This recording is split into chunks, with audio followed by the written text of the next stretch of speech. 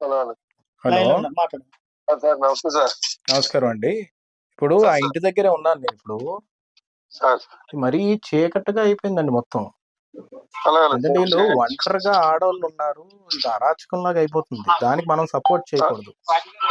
అలాగే అది మీరు ఏతో మాట్లాడిపోతే నేను అక్కడికి వచ్చి ధర్నా కూర్చుంటాను. ఎందుకంటే ఇంట్లో అలాగే సార్ ఒంటరి చెప్తాను సార్. ఆడవాళ్ళు అలా ఇంటర్మీడియట్ చదువుకుంటున్నారు, అమ్మాయి కూడా ఒంటరిగా ఉంది, ఆడొచ్చి సుత్తుతో కొట్టడమే దారుణం.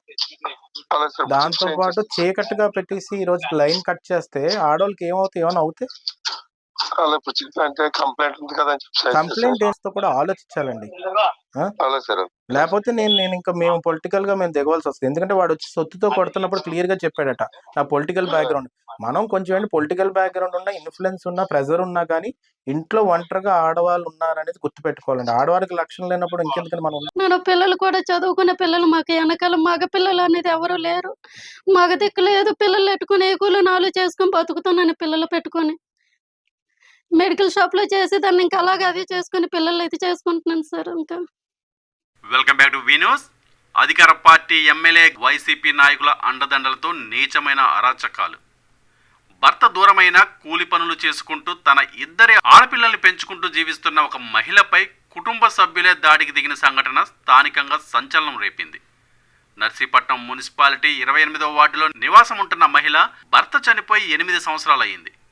అత్తమామల ఆస్తి అయినటువంటి ఇల్లు సగభాగంలో నివాసం ఉంటూ కూలి పనులు చేసుకుని తన ఇద్దరు ఆడపిల్లల్ని పోషించుకుంటుంది. ఇదే సమయంలో బీఎస్ఎఫ్ ఉద్యోగం చేస్తున్న తన భర్త సోదరుడు ఆమెను ఇంటిలోంచి వెళ్లిపోవాలని ఇబ్బందులు పెడుతున్నాడు. దీనికి అధికార వైసీపీ నాయకులు అండగా ఉండటంతో ఇష్టారాజ్యంగా వ్యవహరిస్తున్నాడని మహిళ వాపోయింది. తన ఇల్లు కూడా గొడ్డలతో కొట్టి పడగొట్టేశాడని, అధికార పార్టీ అండదండలతో ఇంటికి ఉన్న విద్యుత్ కనెక్షన్ కూడా తొలగించారని ఆవేదన వ్యక్తం చేసింది. విషయం తెలుసుకున్న తెలుగుదేశం పార్టీ రాష్ట్ర ప్రధాన కార్యదర్శి చింతకాల విజయ్ తన పార్టీ నాయకులతో కలిసి బాధిత మహిళ ఇంటిని పరిశీలించారు. జరిగిన విషయం విన్న ఆయన ఆమెకు అండగా నిలిచేందుకు నిర్ణయించారు. ఈ సందర్భంగా ఆయన మాట్లాడుతూ అధికార పార్టీ నాయకులు చేస్తున్న ఆగడాలకు అంతూ పొంతు లేకుండా పోతుందన్నారు. భర్త చనిపోయి మహిళ అని చూడకుండా ఇలాంటి దారుణమైన ఘటనలకు పాల్పడటం విచారకరమని అన్నారు. ఈ సందర్భంగా తొలగించిన విద్యుత్ కనెక్షన్ వెంటనే ఏర్పాటు చేయాలని, లేని పక్షంలో ఆందోళన చేస్తామని విద్యుత్ శాఖ అధికారులకు హెచ్చరించారు. బాధిత మహిళకు అండగా ఉంటానని ఆమెకు భరోసా కల్పించారు. నమస్కారం అండి. సింగంపల్లి అప్పలనాయుడు అని ఆయన మా మామగారండి. ఆయన వాళ్ళ అబ్బాయి నాగేశ్వరరావుకి పెళ్లి చేసి పంపించారు. మా మరిది గారు బిఎస్ఎఫ్ అండి. ఆయన మా అత్తగారు మా మామగారు ఆస్తి అండి ఇది. ఇందులో మేము మా మరిది గారు మా మామగారు చనిపోయారు. మా మా ఆయన గారు కూడా చనిపోయారండి. ఆయన చనిపోయి 8 సంవత్సరాలు అవుతుందండి. అప్పటి నుంచి పిల్లలు కూలి నాలు చేసుకుని పిల్లలు పెంచుకుంటున్నానండి. నాకు ఇద్దరు ఆడపిల్లలండి. ఒక పిల్లని హాస్టల్లో పెట్టాను. ఈ పిల్ల నా దగ్గర ఉండి చదివించుకుంటున్నానండి. ఈ 2 వాటాలు కింద మేము చిన్న గుడిసెలా ఉండేదండి.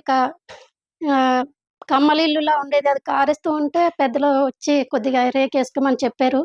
ఈ పరంగా ఈ రేకు ఒకటి వేసుకొని పిల్లలు పెట్టుకొని నేను ఉన్నానండి.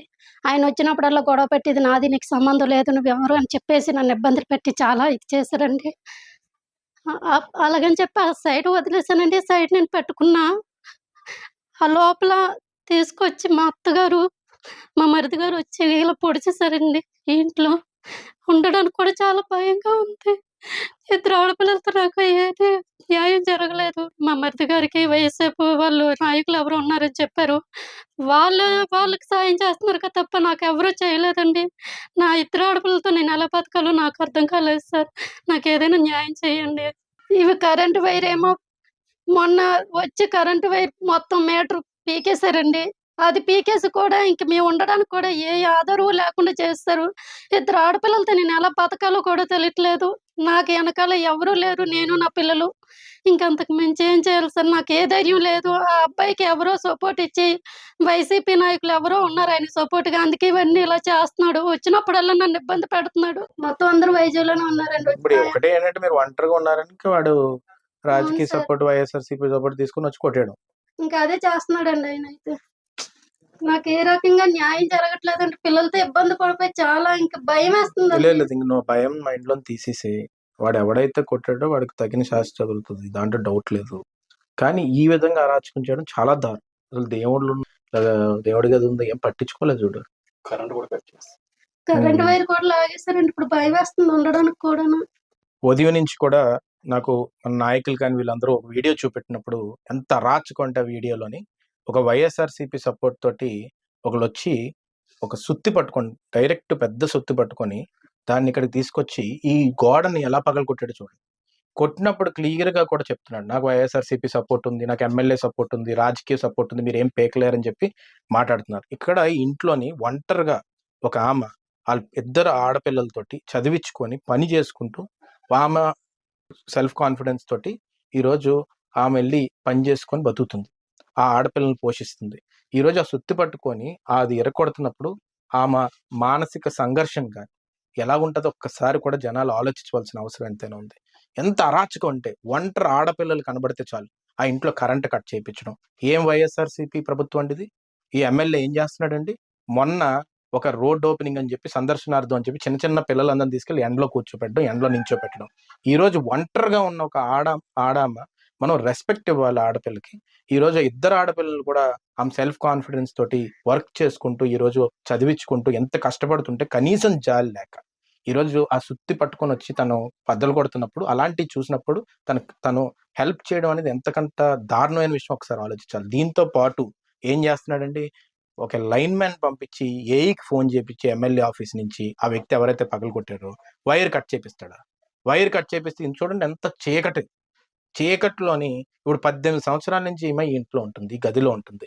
ఈరోజు వాళ్ళ హస్బెండ్ చనిపోయిన ఆమె వాళ్ళ పిల్లలందరినీ కూడా పోషించుకుంటూ ముందుకెళ్తుంటే ఇద్దరు పిల్లల్ని, ఆడపిల్లల్ని.